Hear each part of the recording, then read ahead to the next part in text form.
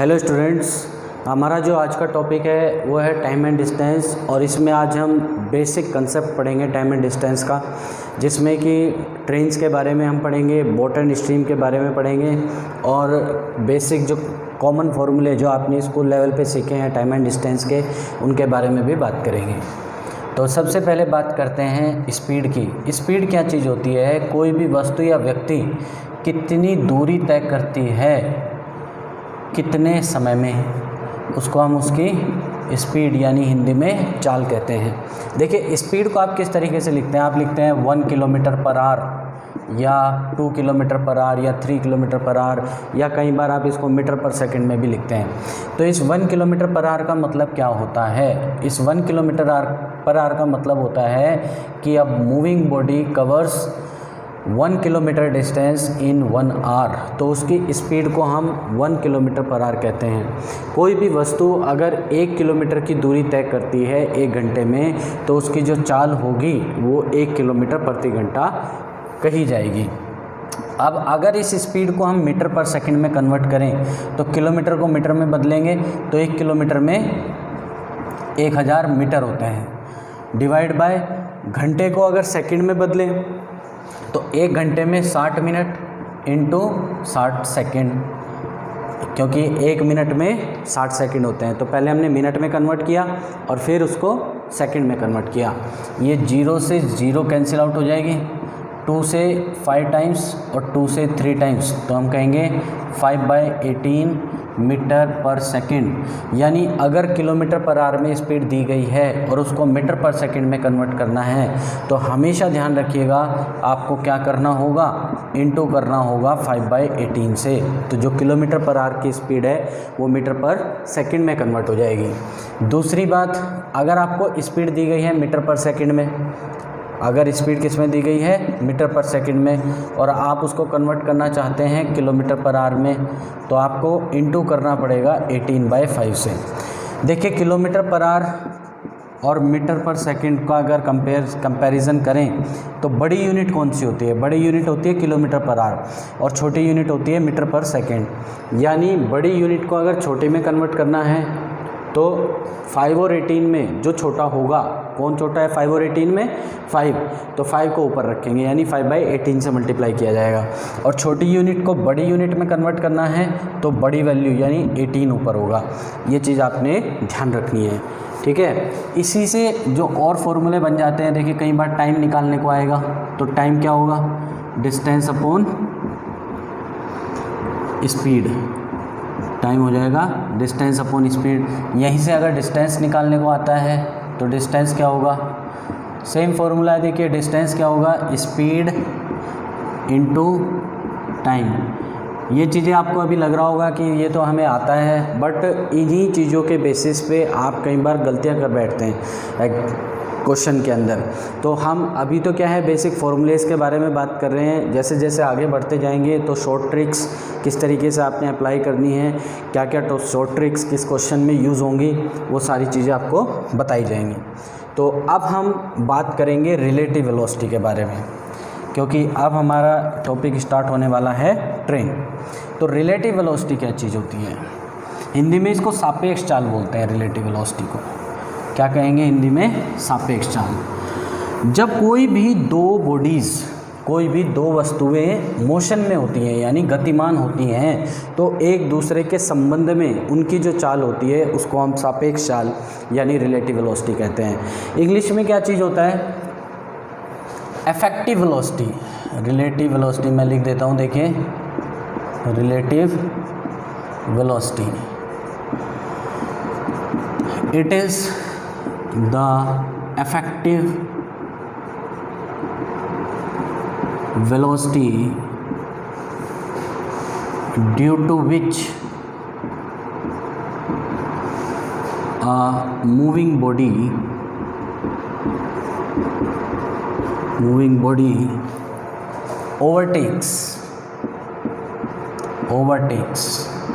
overtake मतलब आगे निकल जाना, या क्रॉस अनदर मूविंग बॉडी।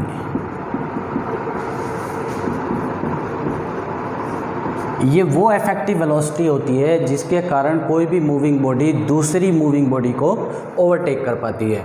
अब दो केस इसमें बनते हैं। फर्स्ट केस होता है सेम डायरेक्शन का केस और दूसरा होता है अपोजिट डायरेक्शन का केस। देखिए ये चीज़ें समझनी बहुत ज़रूरी है क्योंकि जब आप ट्रेन के क्वेश्चन करेंगे तो इनका बार बार यूज़ होगा। तो सेम डायरेक्शन के केस में फॉर एग्ज़ाम्पल मैं आपको बता दूं, एक कोई बॉडी है, कोई ट्रेन है मान लिया AB और ये इस दिशा में गतिमान है राइट साइड को, और दूसरी ये ट्रेन है मान लो CD और ये भी इसी दिशा में गतिमान है, यानी सेम डायरेक्शन का केस हुआ। मानो अगर CD की स्पीड AB से ज़्यादा है तो CD AB को ओवरटेक करेगी और जिस समय CD AB को ओवरटेक कर रही होगी उस समय CD की पोजीशन क्या होगी, कुछ ऐसी, यानी C पॉइंट जो होगा, ये पीछे वाला जो पॉइंट है ये AB के इंजन पे होगा बिल्कुल, यानी AB को जस्ट क्रॉस कर रहा होगा। तो यानी C पॉइंट ने टोटल कितना डिस्टेंस कवर किया, C पॉइंट ने या D पॉइंट ने टोटल कितना डिस्टेंस किया, यहाँ से यहाँ तक, ये तो D पॉइंट का हो गया। या अगर C की बात करें तो C ने यहाँ से यहाँ तक का डिस्टेंस कवर किया। तो दोनों ही केस में आप देख सकते हैं length of CD plus length of AB, और अगर D पॉइंट के रेस्पेक्ट में देखें तो length of AB plus length of CD। तो when the two bodies are moving in the same direction, in that case जो डिस्टेंस होता है ओवरटेक करने के लिए, जो डिस्टेंस होगा वो दोनों ट्रेन की लेंथ का सम होगा। क्योंकि देखिए AB की लेंथ भी कवर करी इसने और CD की लेंथ भी कवर की। दूसरा, अगर हम स्पीड की बात करें, स्पीड AB की मानो स्पीड थी 4 किलोमीटर पर आवर की और CD की स्पीड थी मान लो 5 किलोमीटर पर आवर की। छोटे ही वैल्यूज़ ले रहा हूँ ताकि आपको समझने में आसानी हो। तो हम कह रहे हैं AB जो है हर घंटे 4 किलोमीटर प्रति घंटा चलेगी, ठीक है, हर घंटे कितना चलेगी, 4 किलोमीटर डिस्टेंस कवर करेगी। और CD जो है हर घंटे कितना डिस्टेंस कवर करेगी, 5 किलोमीटर डिस्टेंस कवर करेगी। यानी CD का 5 में से 4 किलोमीटर पर आवर की जो स्पीड है वो तो इसको बैलेंस करने में खर्च हो जाएगी। जो एक्स्ट्रा स्पीड है, कितनी एक्स्ट्रा है, 1 kilometre per hour, 1 kilometre per hour जो एक्स्ट्रा स्पीड है उसी के कारण CD जो है AB को ओवरटेक कर पाएगी। तो यहाँ पे इफेक्टिव वेलोसिटी क्या हुई, हमने क्या समझा था, देखिए इफेक्टिव वेलोसिटी जिसके कारण कोई भी मूविंग बॉडी दूसरी मूविंग बॉडी को ओवरटेक करती है, तो वो यहाँ पे कितनी है, 1 किलोमीटर पर आवर। दूसरा मैं आपको देखिए और एग्जांपल देता हूँ। ये कोई डिस्टेंस है मान लीजिए, दैट इज़ 100 किलोमीटर का डिस्टेंस है। यहाँ से A ने चलना स्टार्ट किया मान लो 20 किलोमीटर पर आवर की स्पीड से, किधर, इधर इस पॉइंट, ये डेस्टिनेशन पॉइंट की तरफ A ने चलना स्टार्ट किया। After 2 hours B started chasing him. किसको चेस करता है, A को, कितने समय के बाद, 2 घंटे के बाद। तो देखिए A जो है वो 1 घंटे में 20 किलोमीटर जाता है, तो 2 घंटे में कितना जा चुका होगा, तो 2 घंटे में ये जा चुका होगा 40 किलोमीटर। यानी जब B स्टार्टिंग पॉइंट पे था, B ने जब इसका पीछा करना स्टार्ट किया तो ये कहाँ पे था, ये स्टार्टिंग पॉइंट से 40 किलोमीटर आगे था। और मानो B इसका पीछा करता है 25 किलोमीटर पर आवर की स्पीड से। B कितनी स्पीड से इसका पीछा करता है, 25 किलोमीटर पर आवर की स्पीड से। अब देखिए हर घंटे A 20 किलोमीटर आगे बढ़ेगा और हर घंटे B 25 किलोमीटर आगे बढ़ेगा। अब देखिए B इसको कितने समय में पकड़ लेगा, तो हम ये कहते हैं यहाँ पे टाइम निकालना है। टाइम क्या होता है, टाइम होता है डिस्टेंस अपॉन स्पीड। मैंने आपको अभी बताया था टाइम होगा distance upon speed. Distance in दोनों के बीच में, जब B ने A का पीछा करना स्टार्ट किया तो इन दोनों के बीच में कितना डिस्टेंस था, 40 किलोमीटर का। अब इफेक्टिव वेलोसिटी, इस 40 किलोमीटर को पार करने के लिए प्रभावशाली गति क्या होगी, प्रभावशाली गति होगी देखो 5 किलोमीटर प्रति घंटा, क्योंकि A 20 चलेगा और बी जो है वो 20 तो चलेगा ही, 5 एक्स्ट्रा चलेगा, यानी इस 25 में से 20 किलोमीटर पर आवर की जो स्पीड है बी की, वो ए की स्पीड को बैलेंस कर देगी, और जो एक्स्ट्रा 5 किलोमीटर पर आवर की जो इसकी स्पीड होगी बी की, उसी के कारण बी ए को ओवरटेक कर पाएगा, यानी पकड़ पाएगा। तो यहाँ पे इफेक्टिव वेलोसिटी क्या हुई, 25 माइनस 20 दैट इज़ 40/5। तो हम कहेंगे 8 घंटे में ये ए को पकड़ लेगा। तो ये जो स्पीड होती है इसी को हम बोलते हैं रिलेटिव वेलोसिटी, क्योंकि यहाँ पे ए भी गतिमान था और बी भी गतिमान था, तो एक दूसरे के संबंध में जो इनकी स्पीड आई, जिसके कारण तेज चलने वाले ने धीरे चलने वाले को ओवरटेक किया, उसी स्पीड को हम कहेंगे रिलेटिव वेलोसिटी। तो हमें एक बात समझ आती है कि when the two bodies are moving in the same direction, relative velocity is the difference of their velocities. तो ये चीज़ आई थिंक आप लोगों को क्लियर होगी। तो मैं यहाँ पे इसकी डेफिनेशन लिख देता हूँ।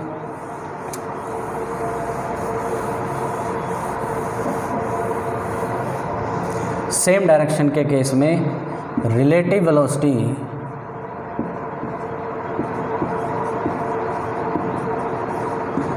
is the difference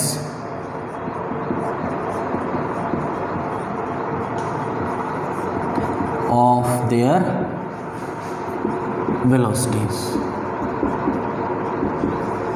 ध्यान रखने वाली बात क्या है, दोनों वस्तुएं गतिमान होनी चाहिए, तभी रिलेटिव वेलोसिटी का कंसेप्ट यूज़ होता है, अदरवाइज नहीं होगा। ठीक है, तो सेम डायरेक्शन के केस में रिलेटिव वेलोसिटी क्या होगी, दोनों की वेलोसिटी का डिफरेंस। सेम चीज़ अगर हम अपोजिट डायरेक्शन की बात करें, किसकी बात कर रहे हैं, अगर हम अपोजिट डायरेक्शन की बात करें, विपरीत दिशा की बात करें, तो हम कह रहे हैं ए ये था, इधर बी था, ए बी की तरफ जा रहा है और बी ए की तरफ आ रहा है। ए की स्पीड है मान लो 15 किलोमीटर पर आवर और बी की स्पीड है 10 किलोमीटर पर आवर, और इन दोनों के बीच में डिस्टेंस है 100 किलोमीटर का। इस 100 किलोमीटर के डिस्टेंस को कवर करने के लिए कुछ ए चलेगा बी की तरफ और कुछ बी चलेगा ए की तरफ, यानी दोनों की स्पीड इफेक्टिव होगी मिलने के लिए। तो इफेक्टिव वेलोसिटी, ये चीज़ आपने ध्यान रखनी है। तो यहाँ पे टाइम कितना लग जाएगा, टाइम होगा again distance that is 100 kilometre है इनके बीच की, और इफेक्टिव वेलोसिटी क्या होगी, 15 ये चलेगा हर घंटे और हर घंटे 10 ये चलेगा, यानी 100/25, तो 4 आवर्स का समय लगेगा और इनकी मुलाकात हो जाएगी, यानी ये मीट कर जाएंगे 4 घंटे के बाद। अब कई बार ऐसा क्वेश्चन आता है कि 4 घंटे में ये स्टार्टिंग पॉइंट से अपने स्टार्टिंग पॉइंट से कितनी दूर जा चुका होगा, तो 15 चौका 60 किलोमीटर तो ये जा चुका होगा, और बी कितना जा चुका होगा, 10 की स्पीड है, 4 घंटे में कितना जाएगा, 40 ये जा चुका होगा। तो यानी कहाँ पे मुलाकात होगी इनकी, ए और बी की इस पॉइंट पे मुलाकात हो जाएगी। तो अपोजिट डायरेक्शन के केस में जो इफेक्टिव वेलोसिटी होती है मीटिंग करने के लिए, वो दोनों की वेलोसिटी का सम होती है, क्योंकि कुछ ए चलता है और कुछ बी चलता है। तो in opposite direction relative velocity is the sum of their velocities। Opposite direction के केस में रिलेटिव वेलोसिटी जो होगी इन दोनों की वेलोसिटीज़ का या दोनों मूविंग बॉडीज़ की वेलोसिटीज़ का सम होती है। चलिए अब बात करते हैं डिस्टेंस के बारे में। डिस्टेंस का थोड़ा बहुत मैंने अभी आपको उदाहरण दिया था कि सेम डायरेक्शन के केस में, यहाँ पे देख लेते हैं, सेम डायरेक्शन में डिस्टेंस क्या होगा जब कोई दो ट्रेन सेम डायरेक्शन में मोशन कर रही होंगी। अभी मैंने बताया था आपको कि CD ये ट्रेन है और ये ट्रेन है AB।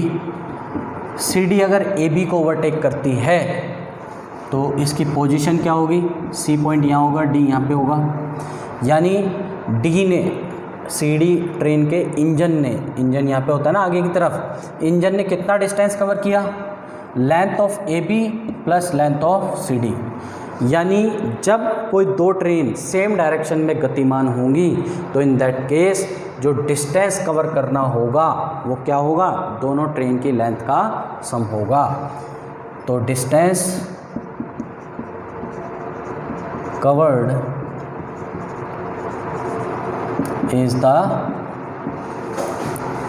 Some of the length of two trains. Clear है बात। और जब बात करेंगे अपोजिट डायरेक्शन की, तो अपोजिट डायरेक्शन में भी डिस्टेंस देख लेते हैं किस तरीके से वेरी करेगा। अपोजिट डायरेक्शन डिस्टेंस, ये ट्रेन है ए बी, ये इधर को जा रही है, और एक दूसरी ट्रेन है सी डी, ये इधर को जा रही है। जब ये एक दूसरे को ओवरटेक करेंगी यानी बिल्कुल पार कर चुकी होंगी तो पोजीशन क्या होगी, कुछ इस तरीके से कि सी यहाँ पे होगा और डी यहाँ पे होगा और इधर कोई मोशन में होगा। अगेन यहाँ इंजन, अब सी इधर हो गया, ये सी इंजन है, तो टोटल डिस्टेंस कवर कितना हुआ, length of A B plus length of C D. तो हम क्या कहते हैं कि डायरेक्शन सेम हो या डायरेक्शन अपोजिट हो, डिस्टेंस जो होता है वो हमेशा दोनों ट्रेन की या दोनों ऑब्जेक्ट की लेंथ का सम होता है। तो यहाँ पे भी डिस्टेंस क्या होगा, distance covered is the sum of length of the two trains. ये बात क्लियर है। तो मुझे उम्मीद है कि अब आपको ये समझ आ गया होगा कि when the two bodies are moving in the same direction, तो तब रिलेटिव वेलोसिटी क्या होगी, दोनों मूविंग बॉडीज़ की स्पीड का या वेलोसिटी का डिफरेंस होगी। लेकिन जब कोई दो मूविंग बॉडीज़ अपोजिट डायरेक्शन में जा रही होंगी तो अपोजिट डायरेक्शन में जो रिलेटिव वेलोसिटी होगी उन दोनों की वेलोसिटीज़ का सम हो जाएगी।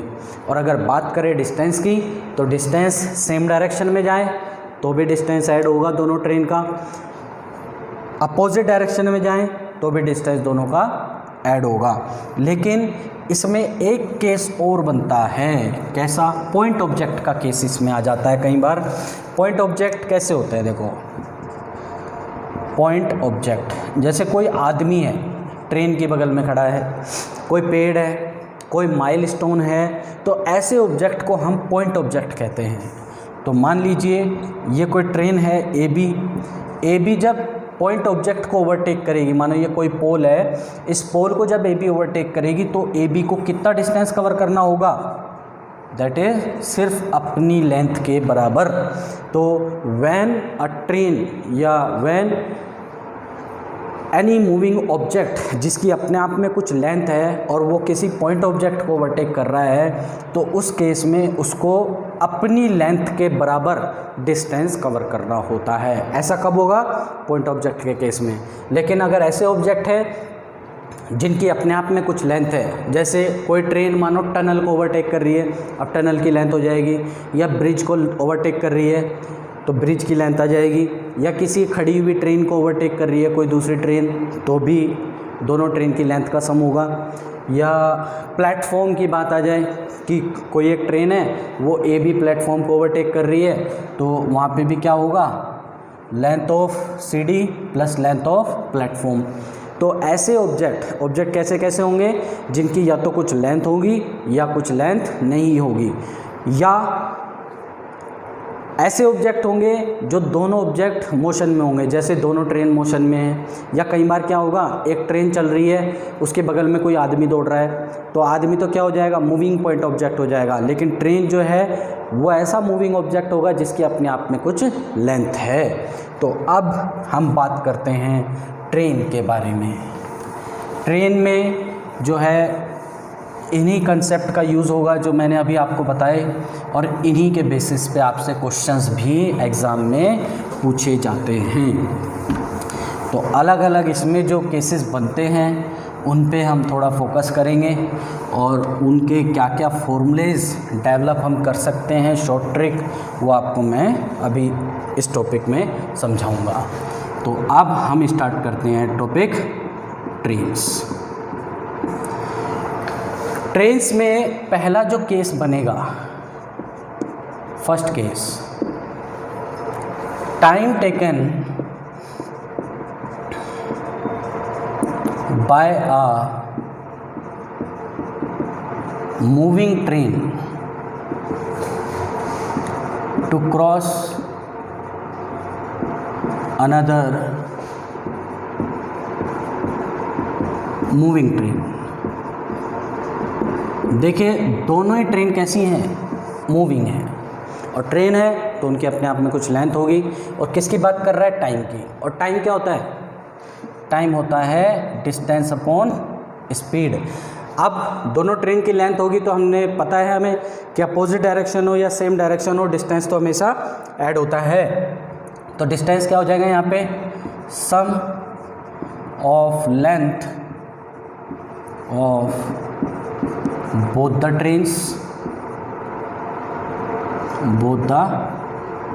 ट्रेन्स डिवाइड बाय, देखिए दोनों बॉडीज़ मोशन में है। मैंने आपको बताया था जब भी बॉडीज़ मोशन में होंगी तो रिलेटिव वेलोसिटी का कंसेप्ट आएगा।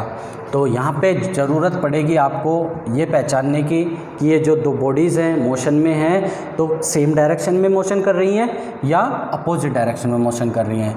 तो इसलिए यहाँ पे कंसेप्ट आ जाएगा रिलेटिव वेलोसिटी का। क्लियर है बात? तो आपने ये वाला फॉर्मूला इसके अंदर अप्लाई कर देना है। Case number 2, time taken by a moving train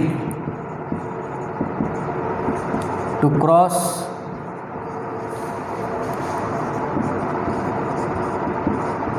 stationery objects having some length. Stationary objects कैसे होंगे, जिनकी कुछ लेंथ होगी। क्या क्या हो सकता है देखिएगा, प्लेटफॉर्म, टनल, ब्रिज,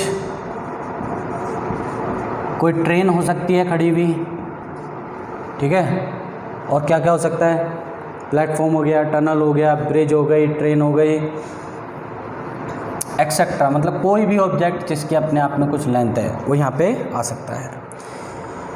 तो यहाँ पे क्या होगा, टाइम, अगेन टाइम तो हो जाएगा दोनों ट्रेन की लेंथ का सम डिवाइड बाय, अब रिलेटिव वेलोसिटी का यूज़ होगा या नहीं, अब नहीं होगा रिलेटिव वेलोसिटी का यूज़, क्योंकि दूसरा जो ऑब्जेक्ट है वो कैसा ऑब्जेक्ट है, स्टेशनरी। तो यहाँ पे जो टाइम आएगा वो क्या होगा, sum of length of train and stationary object,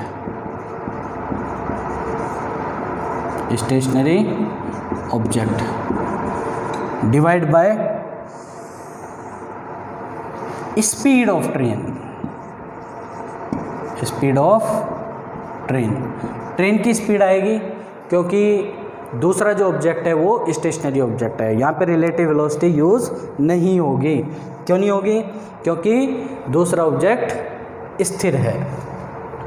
case number 3, time taken by a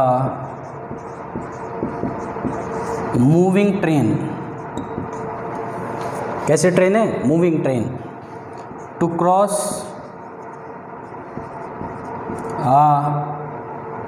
stationary point object, to cross a stationary point object. Stationary point object कैसे कैसे हो सकते हैं, देखिए, man, pole, milestone, tree, etcetera, जिनकी length as compare to length of train negligible होगी, बहुत कम होगी, उनको हम कैसे ऑब्जेक्ट कहेंगे? स्टेशनरी पॉइंट ऑब्जेक्ट कहेंगे। तो टाइम कितना लगेगा फिर? पॉइंट ऑब्जेक्ट है तो मैंने आपको बताया था पॉइंट ऑब्जेक्ट की कोई लेंथ नहीं होती, तो इस केस में डिस्टेंस जो कवर करना होगा वो कितना होगा? Length of train divide by, अब पॉइंट ऑब्जेक्ट है और कैसा ऑब्जेक्ट? पॉइंट ऑब्जेक्ट है, स्टेशनरी है, तो divide by speed of train आएगा सिर्फ। यहाँ पे आपको ये नहीं देखना कि सेम डायरेक्शन है या अपोजिट डायरेक्शन, तो length of train divide by speed of train. अब आते हैं केस नंबर 4 पे।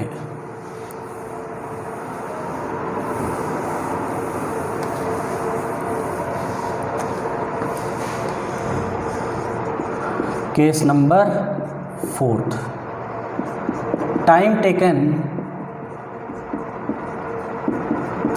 by a moving train to cross या overtake a moving point object। अब पॉइंट ऑब्जेक्ट जो कैसा है वो कैसा हो गया? मूविंग पॉइंट ऑब्जेक्ट हो गया। उसकी भी अपने आप में कुछ स्पीड होगी और ट्रेन की भी अपने आप में कुछ स्पीड होगी, तो डिस्टेंस कितना होगा? लेंथ ऑफ ट्रेन होगा सिर्फ, क्योंकि पॉइंट ऑब्जेक्ट है। Length of train divide by relative velocity का यूज़ होगा या नहीं होगा? देखिए दोनों ऑब्जेक्ट मोशन में हैं, तो डिवाइड बाय रिलेटिव वेलोसिटी। आपको देखना पड़ेगा डायरेक्शन सेम है या अपोजिट है, तो सेम डायरेक्शन होगी तो दोनों की वेलोसिटी का डिफरेंस, और अपोजिट डायरेक्शन होगी तो दोनों की वेलोसिटी का सम, रिलेटिव वेलोसिटी हो जाएगी यहाँ पे। तो इस तरीके से ये केसेस लगा के आप अपने क्वेश्चंस जो आएंगे आपके पास उनको सोल्व करेंगे, ठीक है। चलिए आगे बढ़ते हैं। Case number 5। केस नंबर 5 में देखिए क्या होगा। एक कोई होगी ट्रेन फास्टर मूविंग, कैसी ट्रेन होगी? फास्टर मूविंग, और एक ट्रेन होगी slower moving. Slower moving train में एक आदमी खड़ा हुआ है या बैठा हुआ है किसी भी पोजीशन पे, आगे या पीछे या बीच में, कोई फ़र्क नहीं पड़ता। तो जो वो स्लोअर मूविंग ट्रेन में आदमी खड़ा है, कैसा ऑब्जेक्ट होगा? आदमी तो पॉइंट ऑब्जेक्ट होगा, लेकिन भले ही खड़ा है बट वो मोशन में है, और किस स्पीड से चल रहा है? जिस स्पीड से कि स्लोअर मूविंग ट्रेन चल रही है। तो ऐसे केस में क्या करेंगे? Time taken by a faster moving train, time taken by a faster moving train to cross a man sit in the slower moving train,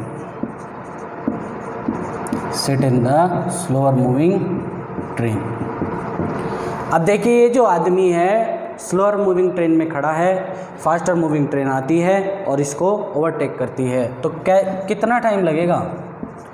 देखिए आदमी पॉइंट ऑब्जेक्ट है, तो यहाँ पे जो फास्टर मूविंग ट्रेन को लेंथ यानी डिस्टेंस कवर करना होगा वो सिर्फ फास्टर मूविंग ट्रेन का लेंथ होगी। तो यहाँ पे क्या होगा? Length of faster moving train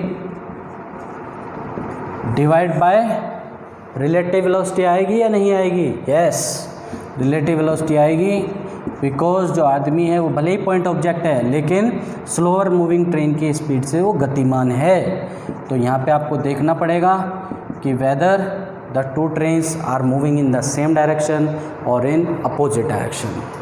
तो यहाँ पे ये जो ट्रेन के केसेस के बारे में हम बात कर रहे थे, इस टाइप के 5 केसेस आएंगे। बाकी और डेप्थ में हम इनको क्वेश्चंस में पढ़ेंगे। हमारा जो टॉपिक चल रहा है वो है टाइम एंड डिस्टेंस, और आज इसी टॉपिक के अंदर एक सब टॉपिक आता है बोट एंड स्ट्रीम। आज हम इस टॉपिक के बारे में पढ़ेंगे कि बोट एंड स्ट्रीम क्या चीज़ है। देखिए, इस टॉपिक को करने के लिए सबसे पहले आपको पता होना चाहिए कुछ 2-4 बातें, उनके बारे में डिस्कस करते हैं। सबसे पहली बात है स्पीड ऑफ मैन या boat in still water. Still water मतलब रुका हुआ पानी है, जैसे लेक का पानी हो सकता है, पॉन्ड का पानी है, स्विमिंग पूल है, तो स्टिल वाटर बोलते हैं ऐसे पानी को। ठीक है, इस पानी में जब कोई भी आदमी या कोई बोट तैरने की कोशिश करती है तो सारी की सारी फोर्स जो है वो मैन या बोट को ही लगानी होती है। तो लेट से रुके हुए पानी में आदमी की स्पीड है x km/h। दूसरी जो चीज़ आपने ध्यान रखनी है वो क्या है, speed of current. Speed of current या स्ट्रीम या रिवर, ऐसे कुछ नाम आएंगे अलग अलग। ठीक है, तो धारा की गति बोलते हैं इसको हिंदी में। किस स्पीड से नदी का पानी बह रहा है उसको हम धारा की गति या स्पीड ऑफ करंट बोलते हैं। और लेट से ये है y km/h। क्लियर। अब अगली जो बात आती है वो है down stream speed. Down stream speed, देखिए डाउन स्ट्रीम स्पीड आप समझ रहे हैं, डाउन और स्ट्रीम यानी धारा के साथ। डाउन मीन्स नीचे की तरफ, यानी with the flow of current जो आदमी की या बोट की स्पीड होती है उसको हम डाउन स्ट्रीम स्पीड कहते हैं। और जब कोई भी बोट या आदमी धारा की गति में स्विमिंग करेगा तो उस समय क्या होता है, जो उसकी अपनी स्पीड है वो तो रहेगी क्योंकि उतनी फोर्स तो लगाएगा ही, प्लस जो धारा की गति होती है यानी जिस फ्लो से पानी बह रहा है वो भी उसको पुश करता है। तो डाउन स्ट्रीम स्पीड के केस में स्पीड जो है वो क्या हो जाती है x + y, यानी स्थिर पानी में आदमी की जो गति है उसमें ऐड हो जाती है धारा की गति। लेट से it is x + y km/h। इसके बाद बात करते हैं हम अप स्ट्रीम स्पीड की।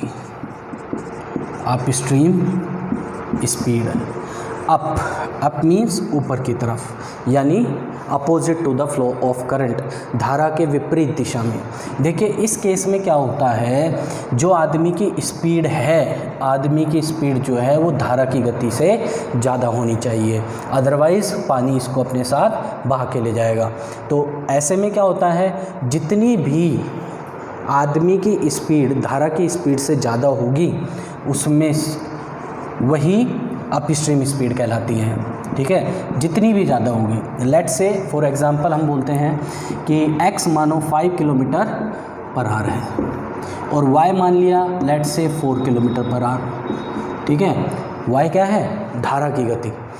अब डाउन स्ट्रीम स्पीड कितनी हो जाएगी, x + y, that means 5 + 4 km/h, that means ये कितना हुआ 9 km/h। जो उसकी 5 km/घंटा की चाल है वो तो रहेगी, उसमें ऐड हो जाएगी धारा की गति, यानी 9 km/घंटा की चाल से ये नीचे की तरफ जाएगा। अब बात करते हैं अप स्ट्रीम स्पीड की। देखिए अप स्ट्रीम स्पीड क्या हो जाएगी, यहाँ पे 5 km/h तो किसकी थी, speed of man in still water, -4 that means 1 km/h, यानी यही वो प्रभावशाली गति होगी जिसके कारण आदमी जो है धारा के विपरीत दिशा में तैर पाएगा। क्योंकि इस 5 km/घंटा में से 4 km/घंटा जो है वो इसको बैलेंस करने में या ऐसे काउंटर करेगा ना, आदमी इधर को जा रहा है, पानी इधर को आ रहा है, तो 4 km/h जो है वो तो बैलेंस हो जाएगी, और जो एक्स्ट्रा है 1 km/h उसी के कारण आदमी धारा के विपरीत दिशा में तैर पाएगा।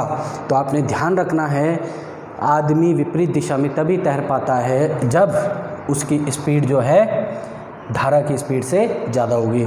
अगर देखो दोनों की अगर 4-4 km/h हो जाए, x भी 4 km/h हो जाए और y भी 4 km/h हो जाए, तो कैसी पोजीशन आ जाएगी, स्टेशनरी पोजीशन आ जाएगी, यानी ना तो पानी इसको आगे बढ़ने देगा और ये क्या होगी 4 किलोमीटर पर आवर आपस में वहीं के वहीं बैलेंस होती रहेगी।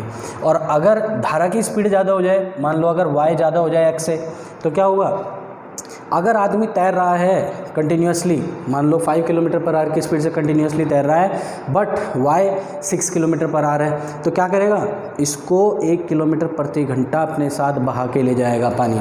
तो ये चीज़ें आपने ध्यान रखनी है, इस कंसेप्ट को, बेसिक जो चीज़ है इसको समझना है। चलिए नेक्स्ट बात करते हैं। कई बार क्या होगा, आपको speed of man in still water निकालनी होगी।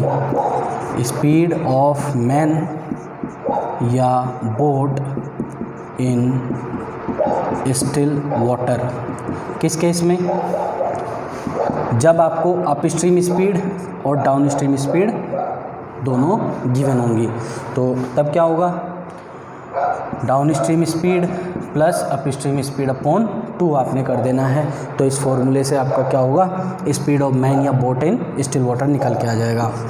अगली चीज़, स्पीड ऑफ करंट या स्ट्रीम, धारा की जो गति है वो कैसे निकलेगी, down stream speed minus up stream speed upon 2। ये चीज़ें आपने ध्यान रखनी है इसमें। दूसरा एक बेसिक कंसेप्ट, स्पीड जो है क्या होती है, डिस्टेंस अपॉन टाइम। इस फॉर्मूले का ही आपने हर क्वेश्चन में यूज़ करना है। और स्पीड इन्वर्सली प्रोपोर्शनल होती है टाइम के। क्या होगा, स्पीड इन्वर्सली प्रोपोर्शनल होगी टाइम के। अगर किसी मूविंग बॉडी की स्पीड ज़्यादा है तो उसको कोई भी डिस्टेंस कवर करने में क्या होगा, कम समय लगेगा, और अगर स्पीड कम है तो समय यानी टाइम ज़्यादा लगेगा। तो ये कंसेप्ट था बोट एंड स्ट्रीम का। इसके बेसिस पे आपने अपनी बुक से क्वेश्चंस करने हैं। Thank you.